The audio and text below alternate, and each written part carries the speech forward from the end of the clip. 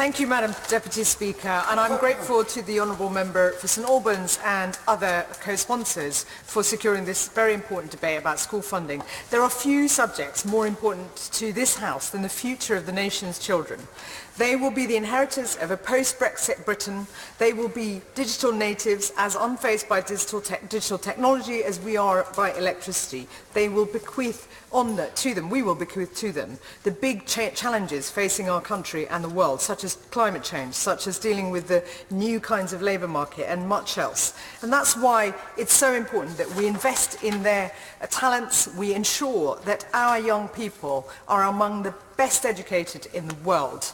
But let's start with the ugly truth. This government is letting down the next generation. Ministers are failing to make the investment that's needed. The government is endangering our prosperity, our productivity, by not investing in education and skills. Will my honourable friend give way? I give way to my honourable friend. Grateful. I'm very conscious there are differences in systems between England and Wales, but would my honourable friend agree with me that the concerns of teachers, of parents and of students themselves, that to face the challenges we need to be spending a higher percentage of our GDP on education? Yeah. I absolutely agree with my honourable friend, and I think this is something that we should have cross-party agreement on to make sure that we invest in the future of our children, because that is what's going to ensure the prosperity of our nation. Through the budgets from 2010 onwards and into this Parliament, school budgets have been cut, as the Honourable Member has already mentioned. And just since 2015, when the former Prime Minister won his short-lived majority, 9 out of 10 schools have seen real terms cuts in per pupil spending. If ministers maintained spending even at the 2015 levels, school funding overall would have been 5.1 billion higher than it is in 2019. And across the board, early years and FE funding cuts are devastating our constituents' lives, our young constituents' lives, when they should be supported. The Education Policy Institute found that the proportion of local authority secondary schools in deficit has trebled to more than a quarter of all such schools. In my constituency, with the highest child poverty rate in the country, schools and colleges are facing drastic cuts. An 11-point increase in child poverty since 2015 alone. And frankly, an enlightened government department would be putting resources into schools that need the resources rather than taking them away. My constituency faces a £16 million cut between 2015 and 2020. That is an assault on aspiration.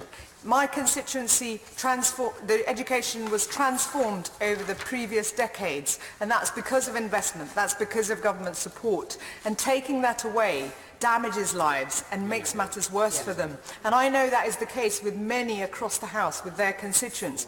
It is so important that we reverse these cuts, that we reverse the rising class sizes across our schools in the different constituencies, whether it's in pockets of poverty in leafy suburbs, and I recognise that point that colleagues in the other side of the House raise, but we mustn't punish poor areas like in my constituency by taking resources away from those schools. We have to level up, not have a race to the bottom. We have to avoid a divisive approach of pitting MPs against each other to seek hard, much-needed resources for their schools. That has been the tendency over recent years through the assault on the fair funding formula as well as the general cuts. It is wrong to pit members of Parliament against each other for resources for their kids in their constituencies.